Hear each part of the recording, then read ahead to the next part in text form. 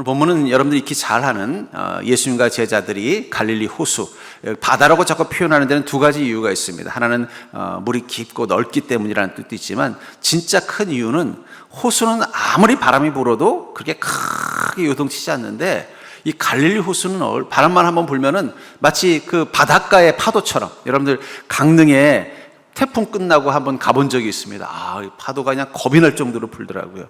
그런 데에서는 배를 띄웠다가는 침몰할 정도입니다. 그러니까 이 갈릴리 호수는 호수임에도 불구하고 그 물이 배를 침몰시킬 만큼 거친 바람과 또 파도가 치기 때문에 마치 바다 같다 해서 이 바다라는 이름을 쓴 것 같습니다. 그것을 항해하다가 큰 바람과 풍랑을 만나서 배가 좌초될 위기에 처한 거예요. 그때 예수님께서 깨어나셔서 그 바람을 꾸짖자 그 바다 갈릴리 호수가 잔잔해지면서 바다에서 호수로 바뀌고 그리고 무사히 그 배를 타고 목적지까지 항해를 했다라고 말하고 있습니다. 저는 이 장면을 보면서 우리 인생 가운데 진짜 힘든 것, 우리 상황이 위험한, 마치 큰 풍랑을 만났던 이 작은 이 예수님이 탔던 배와 같이 우리의 상황이 위험한 것도 있지만 그보다 더 위험한 것은 그 마음 가운데 있는 불안감이라고 생각합니다. 여기 제자들은 이 풍랑을 만난 배 위에서 엄청난 두려움을 느꼈던 것 같아요. 그래서 이 한 제자가 예수님께 우리가 죽게 된 것을 알지 못합니까? 라고 말할 때 그들이 얼마나 큰 공포 가운데 있었는가를 알 수 있습니다. 근데 우리 인생에는 상황보다 우리의 마음의 상태가 더 큰 영향을 미치는 것 같습니다. 여러분, IMF 때 우리나라는 정말 큰 위기를 맞았어요. 근데 우리는 그 IMF를 잘 이겨냈습니다. 저는 그 비결이 바로 이 금모으기 운동 가운데 있었다고 생각해요. IMF라는 보이는 상황은 험한 풍랑이었지만 그 상황을 맞이한 우리 국민들의 마음은 뭐예요? 이럴 때일수록 내가 희생해서 이 나라를 살리자는 마음, 다시 말해서 절망하는 마음이 아니라 다시 일어서겠다라는, 다시 일어설 수 있다는 마음의 힘이 있었기 때문에 우리는 IMF를 잘 넘기고 오히려 그 후에 우리나라 기업들이 더 다국적 기업으로, 대기업으로 성장을 해서 우리가 선진국의 반열에 들어가게 되든, 어떻게 보면 위기라는 광풍을 만났는데 그 마음만은 위기 가운데 빠지지 않고 그 마음만은 더 그 위기를 잘 극복했기 때문에 오히려 위기가 기회로 바뀐 것입니다. 저는 그런 의미에서 우리에게는 정말 위기 상황보다 더 위험한 것은 불안한 심리라고 생각해요. 어쩌면 지금 우리가 이 땅을 보면서 걱정하는 건 뭐냐? 상황이 위험한 것도 있지만 우리의 마음이 어떻다는 거예요? 마치 이 제자들의 두려움에 빠진 것처럼 우리 마음이 불안하고 두려운 것이 더 큰 위기일 수도 있습니다. 어떤 순간에도 내 마음의 평안을 지킨다면 오히려 위기는 기회로 바뀌는 것입니다. 오늘 본문에 이 광풍이 요동치는 바다보다 더 심각한 것은 그 바다를 바라보면서, 그 바람을 바라보면서 공포에 사로잡혀 있던 제자들의 마음입니다. 그들이 얼마나 두려웠는지 예수님을 깨우면서 원망하듯이 이렇게 말합니다. 선생님이여, 우리가 죽게 된 것을 돌보지 아니하시나이까. 우리도 우리 인생 가운데 큰 바람을 만나고 큰 파도를 만나면 우리 마음속에 어떤 원망이 생겨요? 하나님, 난 지금 이렇게 힘들어 죽겠는데 하나님 왜 저를 돌봐주지 않으세요? 나는 정말 죽을 것 같은데 주님은 도대체 무엇을 하고 계십니까? 원망이 생긴다는 거예요. 근데 그런 우리에게 주님이 오셔서 이렇게 말씀하십니다. 마치 제자들에게 말한 것처럼 어찌하여 이렇게 무서워하느냐? 너희가 어찌 믿음이 없느냐? 너 왜 이렇게 두려워하니? 이 풍랑은 풍랑이지만 나는 걱정되는 건 네 마음의 풍랑이라는 거예요. 보이는 바람보다 나를 더 걱정되게 하는 건 너의 마음에 부는 이 두려움과 공포라는 바람이 더 무서운 것 같다. 너희가 어찌 믿음이 없느냐? 너의 마음에 믿음만 온전히 있어도 비록 풍랑이 치는 바다 위에 있더라도, 험한 파도가 배 위에 물을 끌어들이는 위험한 상황이라도 너의 마음에 바람이 불지 않는다면, 너의 마음에 파도가 치지 않는다면 너는 충분히 그것을 이겨낼 수 있는데 너는 어찌하여 두려워하느냐? 너의 믿음이 어찌 이렇게 약하냐라고 나무라고 계신다는 것입니다. 우리는 우리 상황에 바람이 부는 것, 광풍이 불고 파도가 치고 우리 인생의 배가 휘청휘청하는 것 가지고 두려워합니다. 그래서 주님 뭐라고 말씀하시냐면, 정말 내가 걱정되는 건 그 상황이 아니라 너의 마음에 부는 광풍이다. 너의 마음에 평안이 있다면, 너의 마음에 훈풍이 분다면, 너의 마음에 잔잔한 호수와 같은 기쁨이 있다면 너는 그 파도를 이기고 나아갈 수 있다라고 말씀하는 것입니다. 저는 그런 의미에서 우리 마음에 통제할 수 없는 이 광풍이 불어올 때 우리는 어떻게 믿음으로 대처해야 될까요? 주님께서 그 마음에 광풍이 불던 제자들을 꾸짖으면서 너희가 어찌 믿음이 없느냐 하신 말씀을 통해서 우리 마음속에 그 바람을 잠재우고 평안 가운데 가는 기쁨을 누릴 수 있는 자가 되기를 주의 이름으로 축복합니다. 세상의 바람이 불어도 내 마음에 평안이 있으면 그건 아무것도 아니고 넉넉히 이겨낼 수 있다는 것입니다. 그렇다면 우리 마음에 부는 이 바람, 이 마음에 부는 이 광풍을 어떻게 하면 잔잔한 호수로 바꿀 수 있을까요? 첫 번째, 그것은 바로 연약한 자아가 아니라 신실한 성령님께 집중할 때 우리 마음의 바람이 잠잠해지는 것입니다. 본문 37절부터 38절에 보니까 큰 광풍이 일어나며 물결이 배에 부딪혀 들어와 배에 가득하게 되었더라. 예수께서는 고물에서 베개를 베고 주무시더니 제자들이 깨우며 이르되 선생님이여 우리가 죽게 된 것을 돌보지 아니하시나이까. 지금 이 상황은 어떤 상황이라는 거예요? 배 앞부분에는 제자들이 머물고 있었고 배 뒤편에는 예수님이 주무시고 계셨다라고 말하고 있어요. 근데 갑자기 잔잔할 줄만 알았던 이 갈릴리 호수가 험한 바람이 불면서 배가 휘청휘청하는 거예요. 휘청하는 정도가 아니라 그 파도가 너무 심해지니까 어떻게 해요? 물이 배 안으로 들어오기 시작하는 겁니다. 이 물이 배 안으로 들어오는데 이 들어오는 양이 감당할 수 없게 되면 어떻게 돼요? 배는 침몰하는 것입니다. 아마 제자들은 어떻게 했을까요? 급하게 안에 있는 배에 있는 물을 퍼내느라고 정신이 없었을 거예요. 그리고서 막 정신없이 그 물을 퍼내고 있을 때 그들은 두려움과 공포에 사로잡혔습니다. 왜 그들은 두려움과 공포에 사로잡혔을까요? 그건 자신들이 이 침몰해가는 배를 어떻게 할 수 없는 연약한 존재이기 때문이에요. 만약에 이 베드로가 고기를 잡는 어부로 살 때 맨날 배가 나가면 풍랑을 만나면 자초하고 물이 들어오고 하는 걸 본 거예요. 그래서 고민을 하다가 만약에 이 배가 물 위가 아니라 물속으로 다닐 수 있게 만들면 어떨까 하고 잠수함을 한번 만들었다고 한번 가정해 보겠습니다. 그럼 풍랑이 불어도 베드로는 두려워할까요? 안 두려워할까요? 두려워할 이유가 없어요. 그들이 두려운 것은 단순히 풍랑이 일고 바람이 부는 게 아니라 그 물이 어디로 들어오고 있다고 말하고 있어요? 배 안으로 들어오고 있다는 것입니다. 계속 물이 들어오는 걸 막아내지 못하면 어떻게 돼요? 수면과 배의 높이가 같아지면 그건 침몰하는 거예요. 근데 만약에 잠수함이라면 어떻게 돼요? 전혀 두려울 게 없는 것입니다. 결국 그들을 두렵게 만드는 건 풍랑이 아니에요. 그걸 감당할 수 없는 자신의 연약함입니다. 왜 우리가 우리 인생에 대해서 두려워요? 우리가 감당할 수 없는 연약한 존재라는 걸 깨달을 때 두려움이 생기는 거예요. 감당할 수 있으면요 두렵지 않습니다. 혹은 자신이 연약하다는 걸 모르면 두렵지 않습니다. 그래서 우리 속담에 무슨 말이 있어요? 하루 강아지 범 무서운 줄 모른다. 왜 그렇습니까? 갓 태어난 강아지가 호랑이가 얼마나 무서운지를 알 기회가 없었잖아요. 그러니까 어떻게 돼요? 두려움이 없는 거예요. 근데 자라고 보니까 이 호랑이가 모든 짐승들 중에 제일 세고 그 호랑이 때문에 옆집 강아지가 몇 마리 잡혀가는 걸 보고 나면 그때부터 호랑이만 나타나면 어떻게 돼요? 겁을 먹고서 숨을 것입니다. 자신의 연약함을 알게 될 때 우리는 공포를 느끼는 거예요. 우리가 왜 인생에 대해 두려움이 자꾸 많아지냐? 그것은 세상이 너무 위험해서가 아니라 우리가 너무 약한 자라는 걸 깨달았기 때문이에요. 그러다 보면 나의 연약함만 본다면 우리는 늘 두렵습니다. 아마 베드로의 마음속에 혹은 여기 제자들의 마음속에 내가 죽게 생겼다라는 공포까지 왔던 것은 자신이 연약함이라는 걸 뼈저리 느낀 거예요. 아무리 애를 써도 들어오는 그 물을 막을 수가 없는 것입니다. 어떻게 방법을 쳐도 이 배는 그 바람을 이겨낼 수 없는 것입니다. 그러다 문득 한 명의 제자가 깨닫습니다. 이 배는 연약한 우리만 있는 게 아니라 예수 그리스도께서 계시지. 그리고 급히 달려가서 주님을 깨웠다라고 말하고 있습니다. 여러분들의 인생 가운데는 주님이 함께 계심을 믿으시기 바랍니다.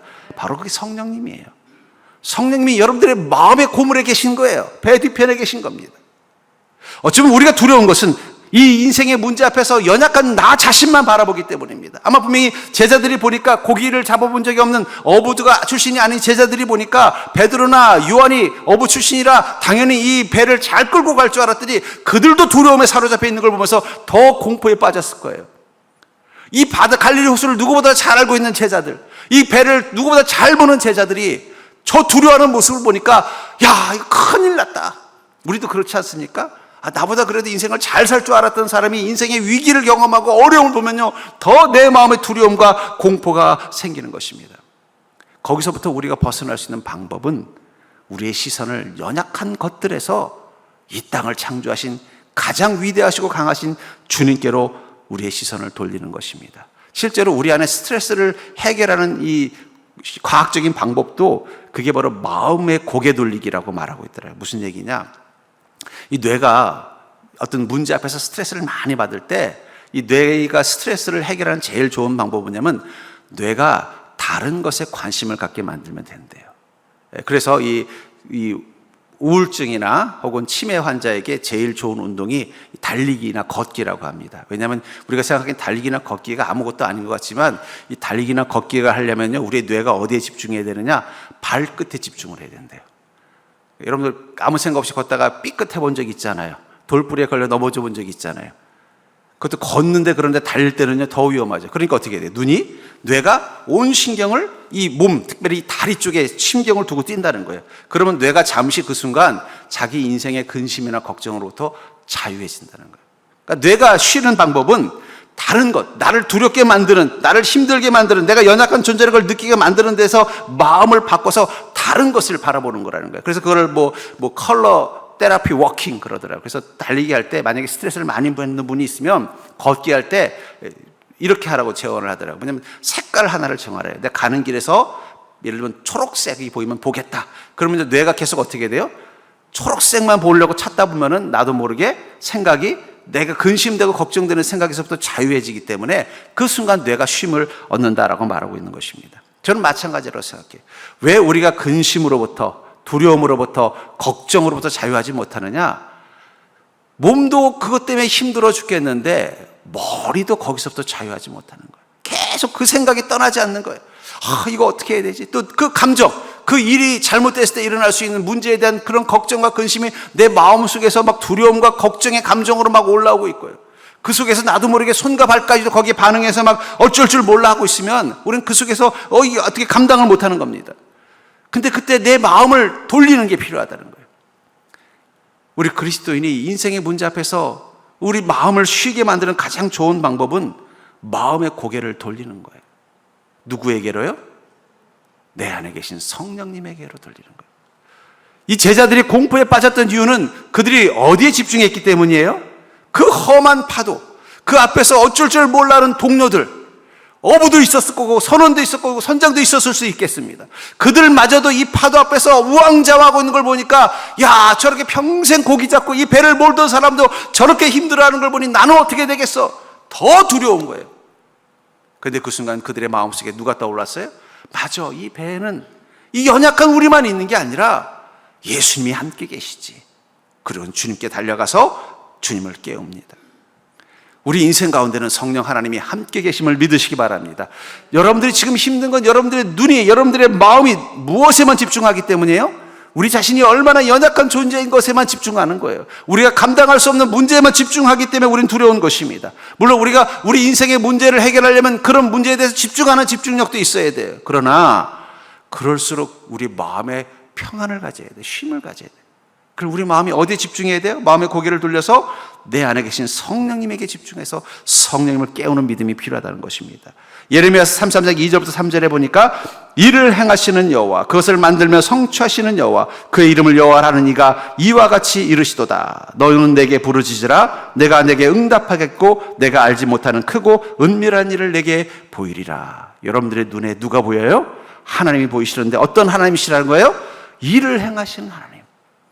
내 인생의 풍랑 앞에서 허둥지둥되고 있는 나를 위해서 이 풍랑을 이겨낼 수 있도록 일을 행하시는 하나님, 또 그것을 만들며 성취하시는 하나님, 내 삶 가운데 하나님의 약속이 이루어지도록 지금도 열심히 우리를 위해서 역사하고 계신 그 하나님, 그 하나님을 바라보면 어떻게 돼요? 마음에 평안이 있는 것입니다. 우리는 꼭 기억하시기 바랍니다. 여러분들은 혼자서 풍랑을 맞은 게 아니라는 거예요. 여러분들의 인생의 배 위에는 이미 성령님이 와 계십니다. 그분 앞에 그분의 일하심을, 그분의 역사하심을 바라보는 믿음이 생기면 그 순간 우리 마음에 평안이 있는 거예요. 그리스도인들은 인생의 고난 가운데서 어떤 걸 느끼느냐? 정말 너무 힘들고 어려운데 주님이 일하시는 게 보이시는 거예요. 하나님께서 이 어려운 순간 나를 도와주시는 게 느껴지는 거예요. 난 정말 이 일을 내가 감당할 수 없을 것 같아서 걱정과 근심이 사로잡혀 있는데 다음날 보면 하나님께서 행하신 게 보이는 거예요. 이게 안 해결될 줄 알았는데 이상하게 일이 해결되는 걸 볼 때마다, 아, 하나님이 침묵하지 않으시고 일하셨구나. 나는 이 문제 때문에 움츠러들어 있는데 주님은 그 자리에 일어나셔서 내 인생의 문제를 위해서 일을 하고 계셨구나.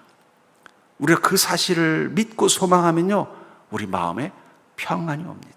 내가 이리도 고민해보고 저리도 고민해봐도 해결할 수 있는 방법이 나오지 않고, 내 마음은 그 문제로 인해서 일어날 앞으로의 일들에 대한 생각만 해도 두려움이 마음속에서 엄습해 오는데, 그러다 문득 야, 너 왜 이렇게 멍청한 생각하고 있어? 왜 이렇게 믿음 없는 생각하고 있어? 너 지금까지 네 힘으로 살아왔니? 네가 지금까지 여기까지 올 수 있었던 건 하나님이 너의 인생 가운데 침묵하지 않으셨기 때문이야. 너와 함께 계신 하나님은 일을 하시는 하나님이셨어. 너와 함께 하신 하나님은 너를 향하여 약속하신 그 인들을 만들어내기 위해서 성취하시는 하나님이셨어. 지금도 너의 눈에 보이지 않지만 주님은 일어나셔서 일을 하고 계셔. 여러분, 파도가 험하게 치는 배예요. 막 물이 배 안으로 밀려 들어와서 침몰할 것 같이 험한 시간이에요. 그러면 뒤에 계신 예수님은 편안히 주무셨겠습니까? 주님은 주무신 게 아니에요. 주님은 기다리고 계셨던 것입니다.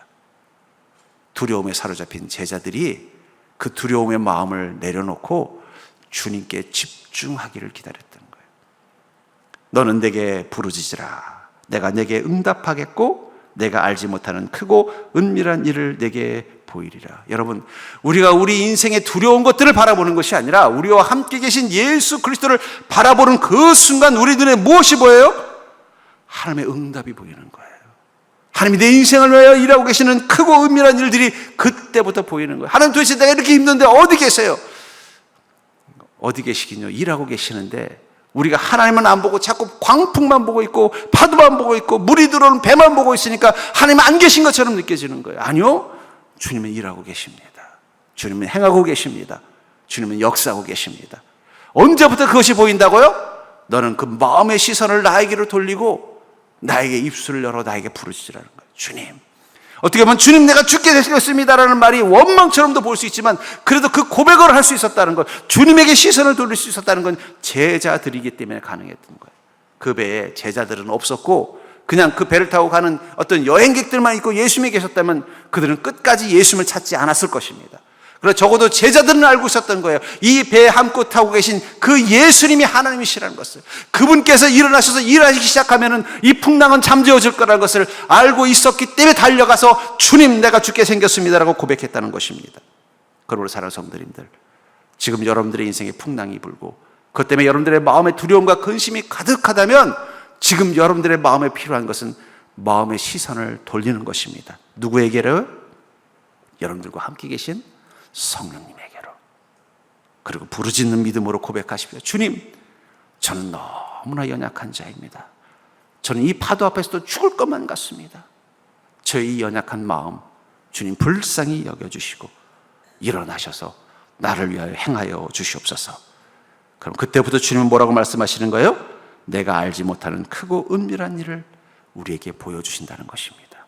전 여러분들이 그 주님의 행하심을 보는 기쁨이 있기를 주의 이름으로 축원합니다. 주님은 벌떡 일어나셔서 아마 배 앞으로 가셨을 것 같아요. 가셔서는 어떻게 했을까요? 그 광풍을 향해서 소리 지르셨던 것입니다. 두 번째로, 우리 마음에 통제할 수 없는 광풍이 불어올 때 우리는 어떻게 믿음으로 대처해야 되느냐? 지금 우리가 사는 인생은 내 길이 아니라 주님의 길을 따르는 시간이라는 사실을 기억하면서 이 광풍 앞에 서는 것입니다. 내가 지금 가는 이 길은 내가 가는 길이 아니라 주님을 따라가는 주님의 길이라는 사실을 기억하면서 광풍 앞에 서면 우리 마음에 평안이 생긴다는 것입니다. 본문의 35절부터 36절에 보니까 그날 저물 때 제자들에게 이르시되 우리가 저편으로 건너가자 하시니 그들이 무리를 떠나 예수를 배에 계신 그대로 모시고 가매 다른 배들도 함께 하더니, 이 풍랑을 만난 이 배 위에 예수님과 제자들이 함께 갔던 이유는 뭐라고 말하고 있어요? 예수님께서 먼저 가자고 하셨다는 거예요. 얘들아, 이제 우리 배 타고 저 건너편에 가서 또 복음을 전하자. 그래서 예수님을 배에 계신 그대로 모시고 떠났다.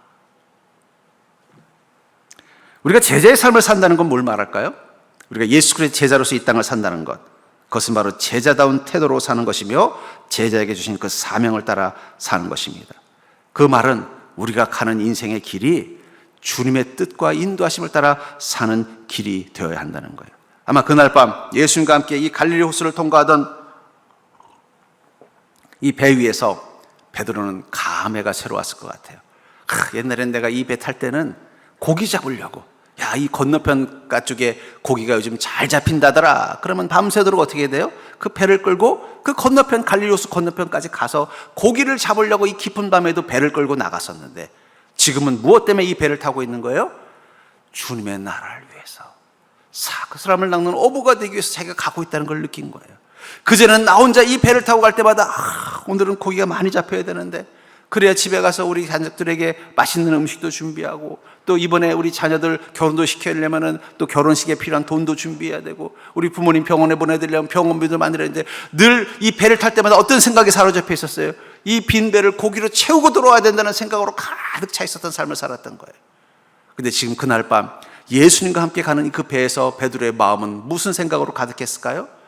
주님을 따라서, 주님의 나라를 위해서, 주님께서 말씀하신 사람을 낚는 어부가 되기 위해서 가는 그 길, 내 인생이 똑같은 배 위에 똑같은 갈릴리 호수를 지나고 있는데, 그것을 지나는 목적과 의미가 달라졌다는 사실이 그에게는 새로웠을 것입니다. 근데 풍랑을 만난 거예요. 그전에도 베드로는 풍랑을 만났을 거예요. 고기 잡으러 가다가 풍랑을 만났을 거예요. 함께 고기를 잡으러 간 동료들 중에는 그 풍랑을 못 이기고 침몰되거나 죽은 동료들도 있었을 것입니다. 그 풍랑을 볼 때마다 베드로는 두려워했을 거예요. 내가 다시는 이 갈릴리 호수에 들어오나 봐라. 그러나 또 다음날 또 가야 돼요. 왜냐하면 고기를 잡아야 처자식을 먹여 살리죠. 고기를 잡아야 자기 인생을 살아가죠. 그 두려움을 줬던 그 풍랑, 그 속을 향해 또 가야 되는 거예요. 근데 이번에는 풍랑을 또 만났어요. 문득 과거의 그 두려움이 떠올랐을 것입니다. 내가 다시는 이 지긋지긋한 갈릴리 호수에 올라오지 않으려고 그랬는데 또 이 갈릴리 호수에 올라왔네. 근데 달라진 게 있어요. 그때는 내가 내 삶을 살아가기 위해서 먼저 배 위에 올라왔다면, 지금은요, 주님이 가시는 길을 따라가기 위해서 이 길 위에 올라온 것입니다. 저는 이 풍랑과 광풍이 막으려고 했던 건 제자들이 아니라고 생각해요. 풍랑과 광풍이 막으려고 했던 것은 예수님이십니다.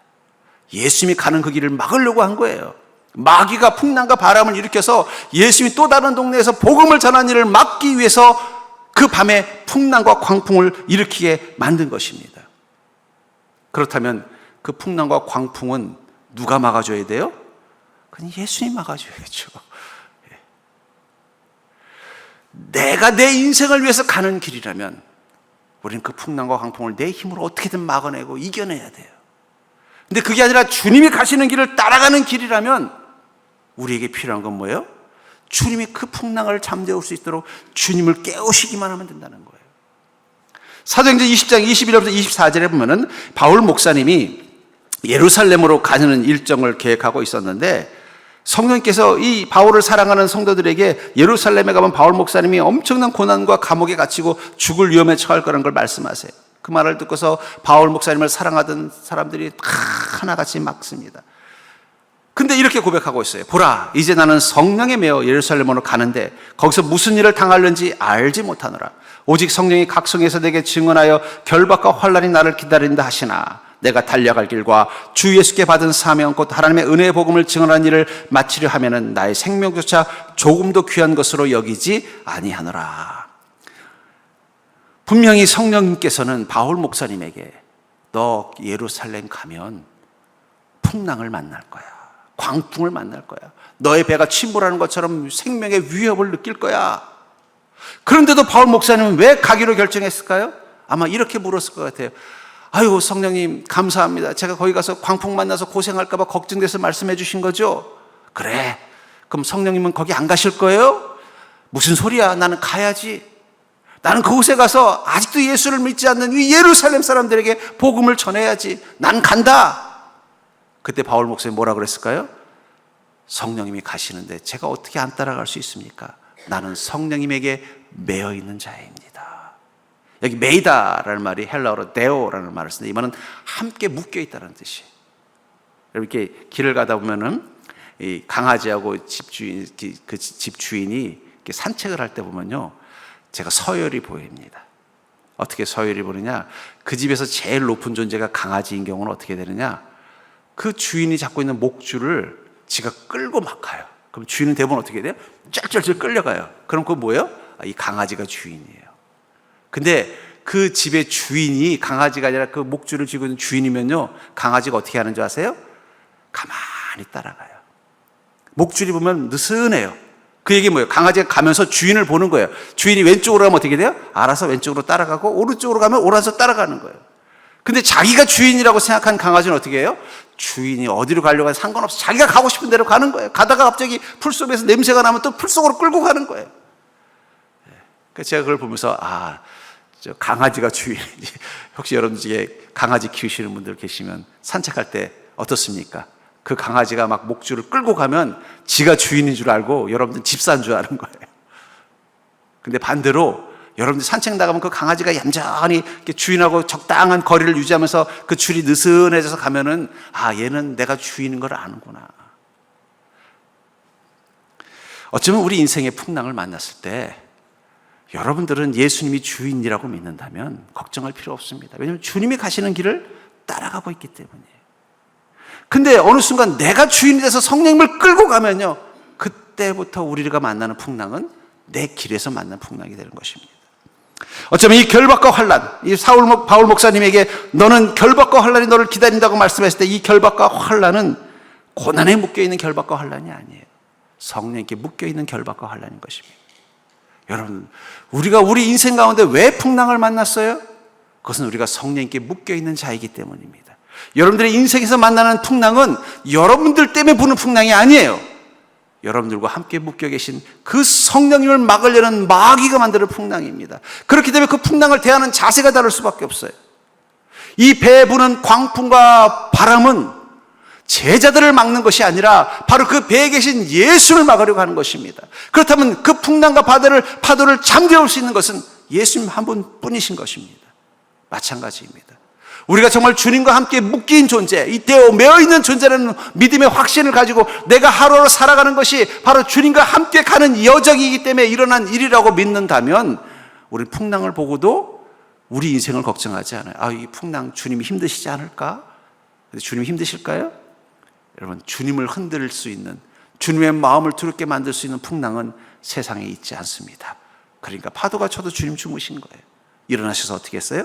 한마디만 하시니까 그 순간 언제 그러냐 싶게 파도가 잠재워진 것입니다. 제자들이 그렇게 애를 써도 해결할 수 없었던 그 바람, 그 파도, 주님께서 일어나셔서 꾸지람 한번 하시니까 그대로 잠잠해진다는 거예요. 여러분들 기억하십시오. 여러분들은 성령님께 매어있는 존재라는 사실을 기억하시기 바랍니다. 바울 목사님은 그걸 알았기 때문에 예루살렘에서 죽음이 기다리고 있고 환난이 기다리는데도 저는 상관없습니다. 저를 결박한 것은 오직 성령님 한 분뿐이십니다. 그렇기 때문에 내가 달려갈 길과 주 예수께 받은 사명, 곧 하나님의 은혜의 복음을 증언하는 일을 마치는 것을 위해서는 나의 생명조차 조금도 귀한 것으로 여기지 않습니다. 저는 주님과 끝까지 가는 것, 그게 내 인생의 가장 중요한 목표입니다. 전 여러분들이 그런 마음을 가지고 여러분들의 인생을 사시기를 축원합니다.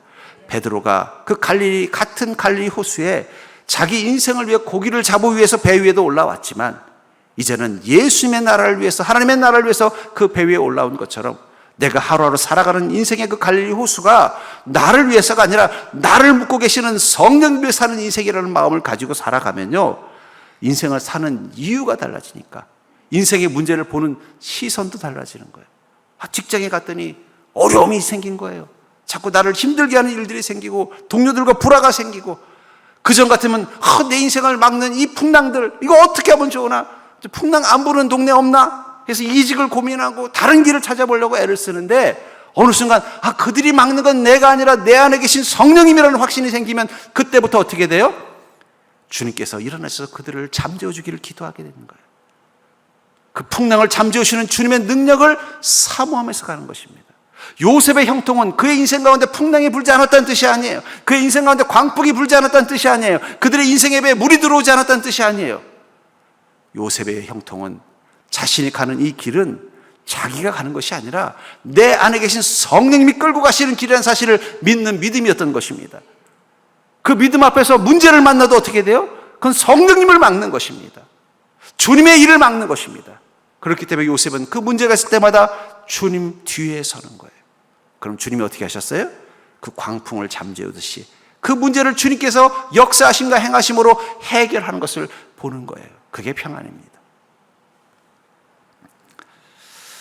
그렇기 때문에 우리 인생의 큰 파도일수록 우리는 주님 뒤에 서는 믿음으로 머무셔야 돼요.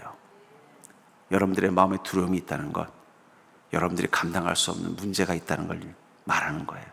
근데 그 감당할 수 없는 그 문제는 내게 부는 것이 아니라 내 안에 계신 성령님께 부는 것입니다. 그렇다면 우리는 어떻게 되겠어요? 그 주님 뒤에 서면 된다는 것입니다. 39절부터 41절에 보니까 예수께서 깨어 바람을 꾸짖으시며 바다더러 이르시되 잠잠하라 고요하라 하시니 바람이 그치고 아주 잔잔하여 치더라. 이 예수 제자들에게 이르시되 어찌하여 이렇게 무서워하느냐 너희가 어찌 믿음이 없느냐 하시니 그들이 심히 두려워하여 서로 말하되 그가 누구이기에 바람과 바다도 순종하는가. 어부에게 바람과 바다는 뭘까요? 자신이 순종해야 될 대상이에요. 그래서 어부는 오늘 고기가 저쪽에서 지금 조기가 많이 잡힌대 이런 소문을 듣고 아침에 배를 타러 갔더니 파도가 험하게 불면 어떻게 돼요?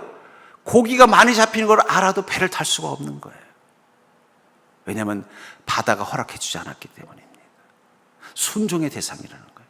어부에게 바람과 바다는 그가 순응해야 되는, 따라줘야 되는 순종의 대상이에요. 그거를 나는 이 파도가 쳐도 고기 잡으러 가야 돼 하면 어떻게 돼요? 그 파도에 그만 침몰해서 죽는 거예요.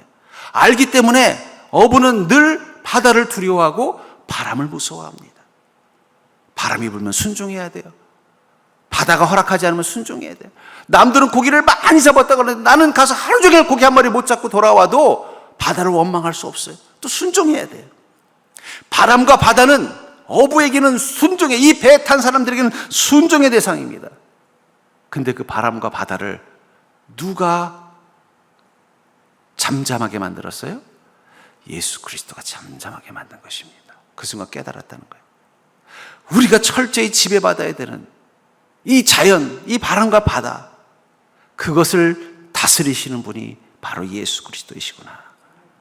여러분들의 인생도 이 어부들과 다를 바 없어요. 여러분들의 인생의 땅에서 부는 바람, 여러분들을 이 운명이라는, 여러분들의 삶이라는 그 바람과 바다가 여러분들을 지배하고 있는 거예요. 그러니까 좀 환경이 좋아지면 또 기쁘고 감사하다가 또 갑자기 생각지 못했던 어려운 일이 생기면 또 근심하고 걱정하고 살고. 왜냐하면 우리가 지배받고 사는 거예요, 이 땅에. 우리가 잘 마음대로 사는 것 같죠? 착각입니다. 우리는 지배받고 사는 거예요. 어부들하고 똑같은 거예요. 바람 불면 고기 잡고 싶어도 못 잡고, 바다가 허락하지 않으면요 고기 잡으러 갔다가도 그냥 빈손으로 돌아와야 되는 것처럼 우리는 이 시대의 지배를 받고 사는 거예요. 세상의 지배를 받는 거예요. 세상이 좀 좋아지면 내가 하는 일들이 잘 풀리고, 갑자기 생각지 못했던 일들이 생기면 또 어려움 생기고. 요즘 평택이 그렇지 않습니까? 처음에 삼성 들어오고 할 때는 그냥 막 흥청망청 그냥 막 하더니 또 갑자기 삼성이 어렵다고 하니까, 여러분들 중에 삼성 관련된 분도 있지만 전혀 모르는 분도 많잖아요. 또 그게 우리 삶에 어떻게 돼요? 어려움이 되는 것처럼. 우리 인생의 바람과 바다 앞에 순종하는 존재예요. 근데 어느 날 깨달은 거예요. 그 바람과 바다를 지배하시는 분이 계시다는 거. 이런 사장님 위에는 회장님이 계신 것입니다. 바로 예수 그리스도 하나님이시는 걸 깨달은 거예요. 그럼 여러분들 누구 편에 서야 되겠어요? 바람과 바다에 순종해야 되겠어요? 아니면 예수님께 순종해야 되겠어요? 예수님께 순종하는 게 지혜로운 거 아니겠습니까? 바람과 바다까지도 잠잠케 한마디로 꾸짖었더니 아주 조용해지고 찍소리 못하게 만드시는 분이 예수 그리스도라면, 이제 이 어부들은 누구에게 순종해야 돼요? 바람과 바다에 순응하는 게 아니라 예수 그리스도에게 순종하면 된다는 거예요. 그 순종의 출발이 뭘까요? 여러분, 순종의 가장 첫 번째는 뭔지 아세요? 뒤에 서는 것입니다. 아까도 얘기했잖아요. 강아지가 자기가 주인이라고 생각하면 주인 앞에서 목줄을 끌고 가버리지만, 자기 옆에 있는 사람이 자기 주인이라고 생각하면요 옆에서 그 주인 따라서 조용히 걸어가는 것입니다. 한 걸음 뒤에서 따라가는 것입니다. 마찬가지라는 것입니다. 정말 내 인생의 주인이 예수 그리스도라는 사실을 깨달으면, 그분이 한마디만 해도 내 인생의 바람과 바다를 잠재케 하실 수 있는 그 사장님 위에 회장님이라는 사실을 깨닫게 된다면, 우리는 누구에게 순종하는 삶을 선택하겠어요? 바로 그 진짜 주인 되신 예수 그리스도에게 순종하는 삶을 선택하지 않겠냐는 거예요. 그리고 그 순종의 첫 번째가 뭐냐? 바로 뒤에 서는 마음이라는 거예요. 그 뒤에서는 마음을 시편 60편 5절부터 7절은 이렇게 말하고 있습니다. 나의 영혼아 잠잠히 하나님만 바라라. 물은 나의 소망이 그로부터 나오는도다. 우리가 주님 앞에 순종하는 뒤에서는 마음의 첫 번째는 뭐냐? 하나님만 바라보는 것입니다. 하나님만 바라보기 위해서 우리 마음 가운데 있어야 되는 첫 번째가 뭐냐? 잠잠함, 멈춤이 필요하다는 거예요. 강아지가 자기가 주인이라고 믿고 있는 강아지가 함께 산책을 하다가 자기가 보니까 이쪽에 뭔가 맛있는 냄새가 나는 거예요. 근데 거긴 주인이 갈 수 있는 길이 아니에요. 그걸로 가려다가 어떻게 할까요? 멈칫하고 주인을 봅니다. 그럼 주인이 어떻게 돼요? 거기 뭐 있어? 그래 가봐. 그러고서 주인이 그쪽으로 방향을 틀어주면 그때부터 가는 거예요. 우리 인생도 마찬가지입니다. 우리가 우리 인생의 문제 때문에 근심하고 걱정하고 두려워하던 마음을 좀 내려놓으십시오. 그것들이 여전히 내 마음속에 있다는 건 내가 내 인생의 길을 끌고 가겠다는 고집인 거예요. 그것마저도 멈추는 순간 우리 눈에 무엇이 보여요? 그 바다와 바람을 잠잠케 하실 수 있는 능력을 가지고 계시는 이 우주의 주인 되신 주님이 바라보이는 것입니다. 그리고 주님이 행하심을 따라 나가기로 결정하는 것입니다. 물은 나의 소망이 그로부터 나오는도다. 어쩌면 여러분들이 지금 인생의 파도를 보시고 걱정하고 근심하는 마음이 여러분들의 마음에서 자유하지 못하다면 아무리 여러분들의 힘으로 그걸 해결해 보려고 애를 써도 여전히 그 마음이 여러분들을 어떻게 하지 못하게 할 수가 없을 것입니다. 그때 지금 필요한 가장 큰 지혜는 뭐라는 거예요? 주님을 바라보는 것입니다. 나의 영혼아 잠잠히 주님만 바라보아라. 주님을 바라보는 것은 두 가지입니다. 바로 기도와 묵상입니다. 우리가 기도하는 순간 우리의 마음은 누구를 바라보게 돼 있어요? 주님 바라보게 되는 거예요. 기도하는데 주님 안 바라보고 어떻게 기도할 수 있겠어요? 우리가 기도하는 그 대상을 바라볼 수밖에 없다는 거예요. 묵상은 무엇입니까? 주님의 음성에 귀를 기울이는 침묵의 시간이에요. 그래서 이 묵상을 침묵이라고도 표현해요. 내가 입을 다물어야 주님의 음성이 들리기 시작하는 것입니다. 나의 영혼아 잠잠히 하나님만 바라보아라. 여러분들의 마음속에 지금 파도가 치고 있고 근심과 걱정이 여러분들의 마음속에서 멈추지 않는다면 지금 여러분들에게 필요한 것은 바로 주님 앞에 서는 것이 아니라 주님 뒤에 서는 믿음입니다. 그리고 주님을 잠잠히 바라보기로 결정하십시오. 그리고 기도하십시오. 입술을 열어서 주님, 내 인생의 이 파도 주님이 주인 되어 주시옵소서. 내 인생의 길 주님의 길이 되게 하여 주시옵소서. 그리고 주님의 음성 앞에 귀를 기울여 보십시오. 그럼 그 순간 여러분들의 마음 가운데 평안이 임할 줄 믿습니다. 먼저 주님이 우리 인생 가운데 역사하실 때 처음 하시는 일은 그 문제를 해결해 주시는 게 아니라 내 마음부터 해결해 주신다는 거예요. 내 안에 평안이 회복이 되고 믿음이 회복이 된 다음에 그 다음에 하나님의 역사하심을 우리는 삶 속에서 보는 것입니다. 태풍이 불 때 산에 있는 나무들은 심하게 흔들립니다. 근데 그 나뭇가지에는 새둥지가 있어요. 그 새둥지 속에는 어린 새들이 있습니다. 근데 그 태풍이 불 때 어린 새들은 어떻게 할까요? 태풍 불 때 밖에 나가 보신 적 있어요? 그럼 새들이, 어린 새들이 막 무서워 하면서 삐약삐약 거리는 걸 들어본 적이 있어요? 없어요. 왜냐하면 태풍이 불면 나갔던 어미새가 다시 둥지로 돌아옵니다. 돌아와서 어떻게 돼요? 그 어린 새끼들 위에 자기의 날개를 덮어줘요. 태풍은 여전히 불고 있고 나무는 심하게 흔들리고 있어요. 그러나 어린 새들은 어때요? 자신의 어미가 자기를 날개로 품어주고 있기 때문에 전혀 두렵지 않은 거예요. 오히려 그 속에서 꼬박꼬박 졸아요. 왜냐하면 믿기 때문입니다. 나를, 이 태풍 가운데서 나를 지키기 위하여 이 비를 온몸으로 맞으면서 그 날개로 나를 덮고 있는 이 존재, 나를 누구보다 사랑하고 나를 지키기 위해서 네 몸의 이 태풍 앞에 혼자 서 계신 그분, 그게 나의 어머니이고 나를 지킨다는 것을 믿기 때문이에요. 전 주님이 그런 분인 줄 믿습니다. 여러분들의 태풍 부는 그 속에 그 어린 새와 같은 존재일 때 지금 우리에게 필요한 것은 나를 그 은혜의 날개로 덮고 계신 주님께 마음을 집중하는 것입니다. 그럼 평안이 올 것입니다.